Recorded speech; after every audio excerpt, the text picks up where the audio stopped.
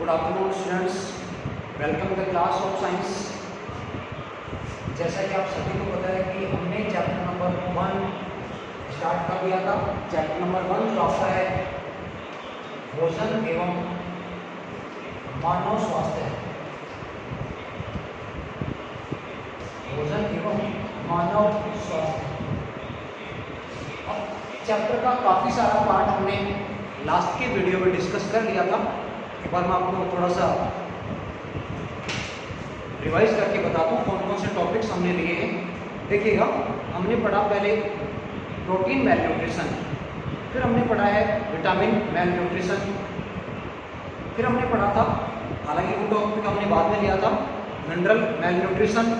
Last में हम obesity की बात कर रहे थे। उसके पहले हम टॉक्सिक जो सब्सटेंस हैं, जो विषैले पदार्थ हैं, उनके बारे में हम कंप्लीट जो है डिस्कशन कर चुके थे। और विषैले पदार्थ में हमने गुटखा के बारे में जानकारी ली, फिर हमने तंबाकू की भी स्टडी की थी, फिर हमने ओपियम, अफीम और लास्ट में हमने अल्कोहल के बारे में स्टडी की थी।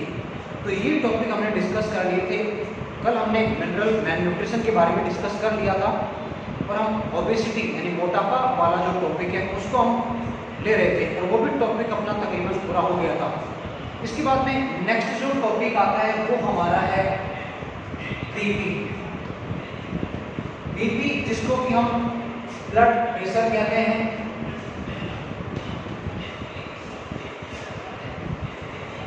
और इसी को अपन रक्तदाब कहते हैं। देखिएगा, रक्तदाब क्या है।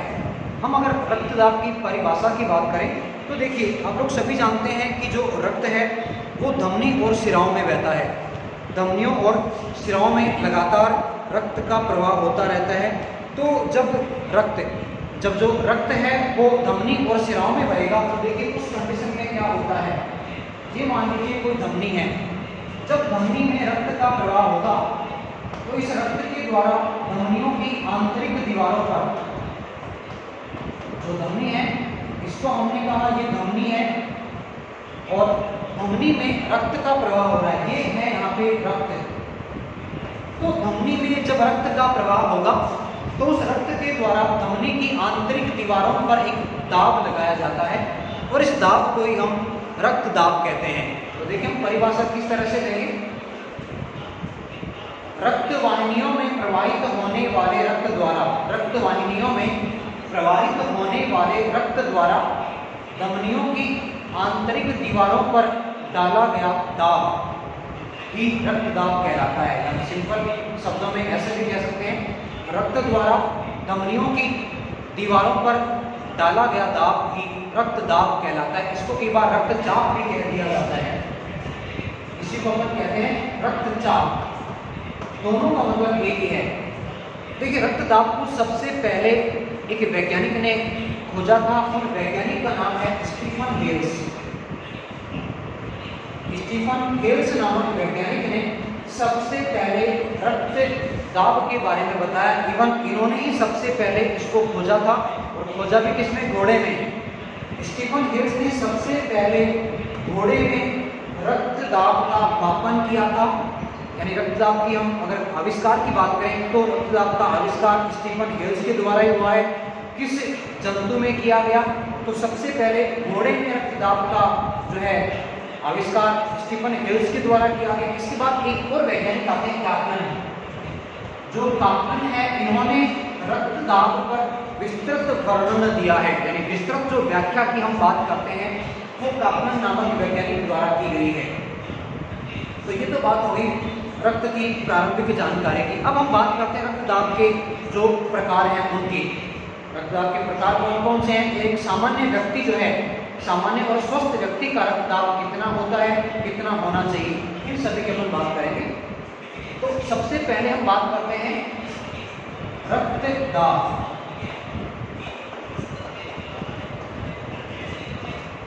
की सामान्य स्थिति।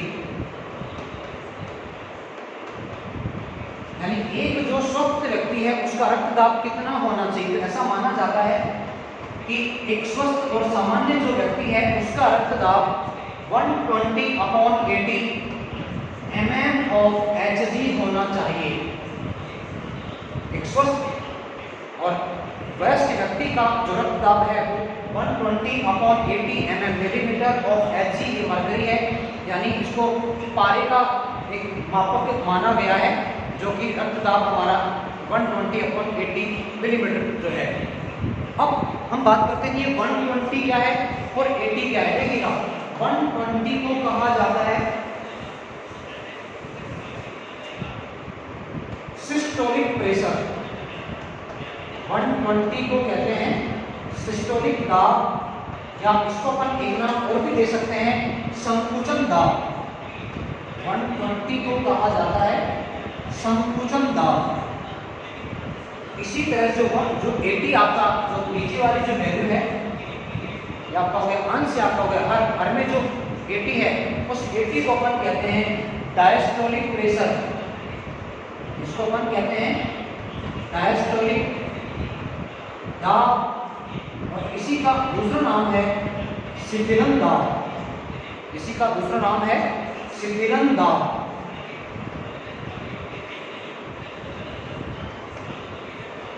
शिथिलन दाब शायद दिख रहा होगा आपको मेरे ख्याल से।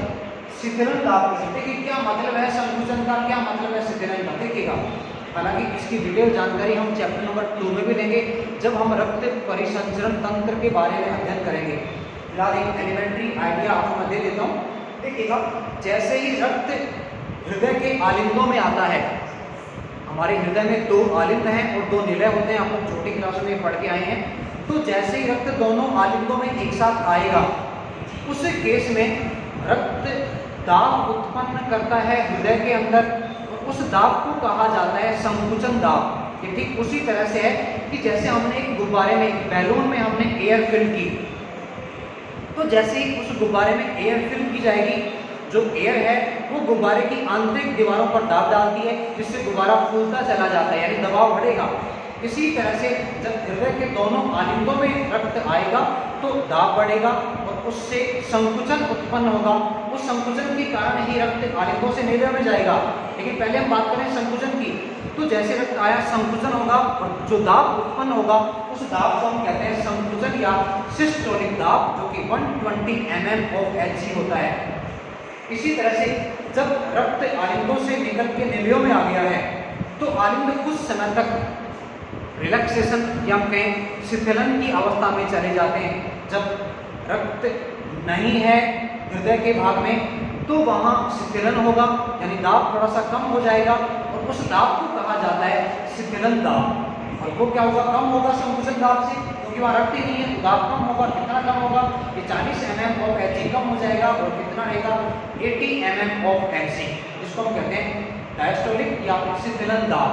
तो ये कहा जाता है कि एक स्वस्थ और सामान्य व्यक्ति का जो रक्त दाब है वो 120/80 mm of Hg होना चाहिए। अगर 120 से ज़्यादा हो रहा है, वो ज़्यादा अगर जा रहा है, मोर देन 140 चला गया, तो उस कंडीशन को कहा जाता है हाइपरटेंशन या हाई बीपी, उच्च रक्तचाप उसको अपन कहते हैं। और अगर 80 से बहुत ज़्यादा कम हो गया, यानी less than 70 mm of Hg हो गया है, तो उस स्थिति को हम कहते हैं लो बीपी या निम्न रक्तदाब। और दोनों जो कंडीशन है, हम चाहे हाई बीपी की बात करें या लो बीपी की बात करें, दोनों कंडीशन जो हैं वो शरीर के लिए नुकसानदायक होती हैं, हानिकारक होती हैं, और इसका ट्रीटमेंट फिर लेना पड़ता है। और ट्रीटमेंट कैसे लेना पड़ेगा, मेडिसिन ली जाती हैं, और उन मेडिसिन के साथ साथ जो डॉक्टर हैं वो उस पर्टिकुलर पेशेंट को फिजिकल एक्सरसाइज की और अपने खान पान में नियंत्रण करने की भी सलाह देते हैं। बहुत ज़रूरी है कि हमारी जो डाइट है वो संतुलित हो, और डाइट के साथ साथ हम फिजिकल वर्कआउट भी करते रहेंगे, जिससे क्या होगा, देखिए बीपी सामान्यतः आजकल हम देखते हैं कि एक सामान्य बीमारी बन गई है बीपी। जब इसका ट्रीटमेंट है, और ट्रीटमेंट तो हम हमारे स्तर पर भी कर सकते हैं, हम इसको उत्पन्न ही नहीं होने देंगे ना। अगर हम स्वस्थ रहेंगे, स्वस्थ कैसे रहेंगे, हमने हमारी डाइट को प्रॉपर मेंटेन कर रखा है, हम जंक फूड नहीं खा रहे हैं, हम फैट युक्त पदार्थों का सेवन कम से कम करते हैं, या जितनी आवश्यकता है शरीर को उतना उपभोग उनका करते हैं, तो आप मान के चलें इस रोग से हम अपने शरीर को पूरी तरह से बचा सकते हैं, और हम खुद भी बचे रहेंगे। और एक और चीज़ देखिएगा, बीपी अपने आप में केवल एक रोग नहीं है। अगर हृदय में कोई स्थिति इस तरह की उत्पन्न हो गई है जो कि बीपी पर प्रभाव डाले तो आप मान के चलें उसका प्रभाव शरीर के अन्य अंगों पर भी पड़ेगा। ओके, ये बात होगी बीपी की।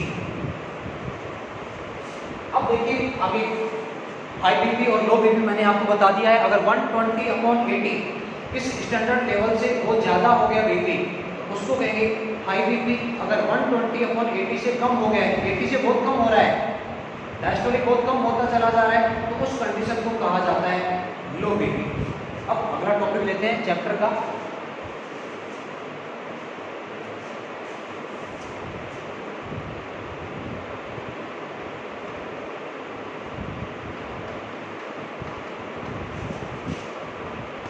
पेयजल के गुण। चैप्टर का अगला टॉपिक है हमारा पेयजल के गुण, यानी हम जो ड्रिंकिंग वाटर की बात करते हैं, जो ड्रिंकिंग वाटर है, इस ड्रिंकिंग वाटर में क्या क्या प्रॉपर्टीज होनी चाहिए, हम यहाँ बात करने वाले हैं प्रॉपर्टीज ऑफ ड्रिंकिंग वाटर। कैसा होना चाहिए पीने का पानी। देखिए आप लोग सभी जानते हैं जल सामान्यतः दो प्रकारों में वर्गीकृत किया जाता है। एक जल को हम कहते हैं मृदु जल और दूसरा वाला होता है कठोर जल। एग्जाम्पल भी आपको मैं बताना चाहूँगा। मृदु जल जिसको कि अपन पीने के काम में लेते हैं, और मृदु जल सामान्यतः कौन सा है, नदियों का जो पानी। आप लोग जानते हैं जयपुर में जो पीने का पानी आ रहा है एक नदी से लाया जा रहा है, और नदी आप जानते हैं बनास नदी है। उस बनास नदी पर एक बांध बनाया गया टोंक जिले में। टोंक जिले में बनास नदी पर जो बांध बनाया गया उस बांध को नाम दिया जाता है बीसलपुर बांध, क्योंकि टोंक जिले में एक गांव है, उस गांव का नाम है बीसलपुर। तो बीसलपुर गांव में बनास नदी पर बांध बनाया गया, उस बांध को कहा गया बीसलपुर डैम। उस बांध के पानी से जयपुर जिले में, अजमेर जिले में, टोंक जिले में, भीलवाड़ा जिले में पेयजल के पानी की आपूर्ति की जा रही है। तो ये आपका मृदु जल है। दूसरा जल होता है कठोर जल। कठोर जल सामान्यतः जो समुद्री जल है उसको कहा जाता है। क्यों जल मृदु है, क्यों कठोर है, इसके लिए मैं कुछ जानकारी आपको देना चाहूँ। देखिएगा जो जल मृदु है उसका कारण है कि उसमें बाइकार्बोनेट आयन है। HCO3 को कहा जाता है बाइकार्बोनेट आयन है, और बाइकार्बोनेट आयन अगर जल में है इसका मतलब वो जल आपका मृदु जल है।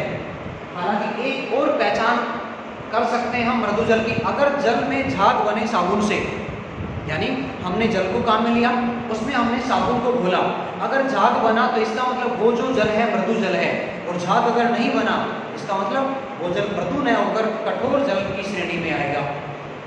समझ गए होंगे आप क्या अंतर है मृदु और कठोर जल में। तो बाइकार्बोनेट आयनों की वजह से जल होता है मृदु। और अगर जल में उपस्थित है सल्फेट आयन, अगर जल में SO4-2 या Cl- आयन, सल्फेट आयन या Cl- क्लोराइड आयन अगर उपस्थित हैं तो जल जो होगा वो कठोर जल होगा, जो कि समुद्री जल को कहा जाता है। ओके, अब बात करते हैं कि जो हम पेयजल काम में ले रहे हैं उसमें विशेषताएं कौन कौन सी होनी चाहिए। नंबर 1 देखिएगा, पेयजल जो है वो गंधहीन होना चाहिए। जो पेयजल है उसमें किसी तरह की स्मेल नहीं होनी चाहिए। देखिए शुद्ध जल जो देखिए शुद्ध जल भी दो तरह से काम में हम ले सकते हैं। एक शुद्ध जल वो है जो लेबोरेटरी में बनाया जा रहा है, जिसको अपन अशुद्ध जल भी कहते हैं, डिस्टिल वाटर भी कहते हैं। और डिस्टिल वाटर को मेडिसिन बनाने के काम में लिया जाता है, उसको आप पी नहीं सकते हैं। डिस्टिल वाटर जो लेबोरेटरी में बनाया गया उसको पीने के काम में नहीं लिया जाता। क्यों नहीं लिया जाता?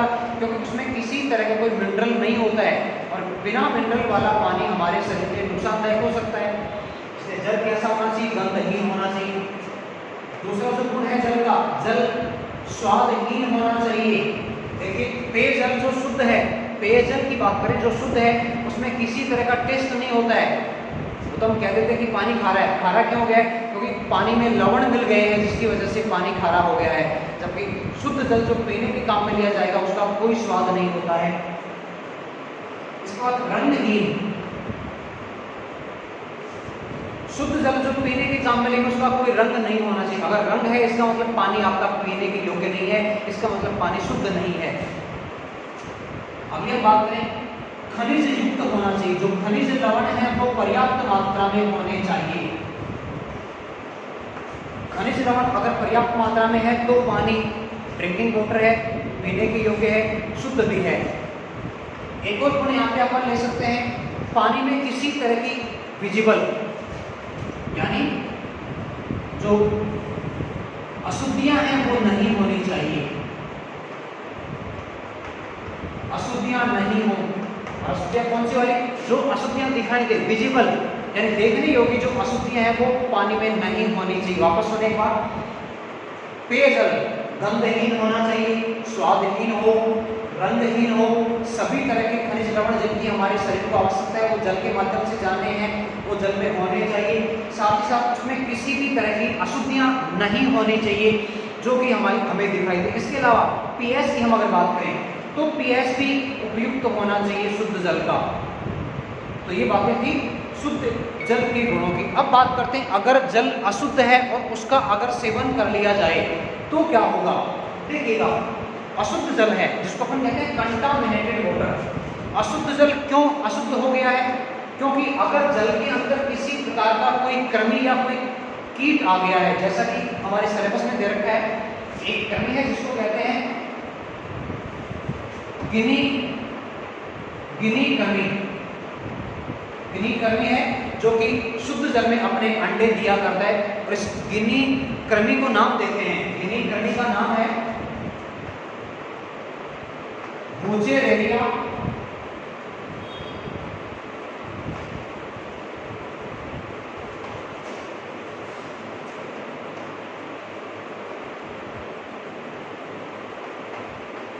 बैंक्रोप्टाइन।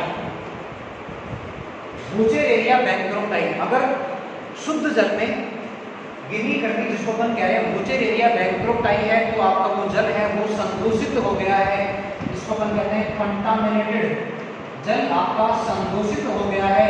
और ऐसे जल का यानी गिनी कृमि प्लस कहाँ पे आ गया है? शुद्ध जल के अंदर आ गया है, तो ये जल आपका हो गया है संदूषित जल।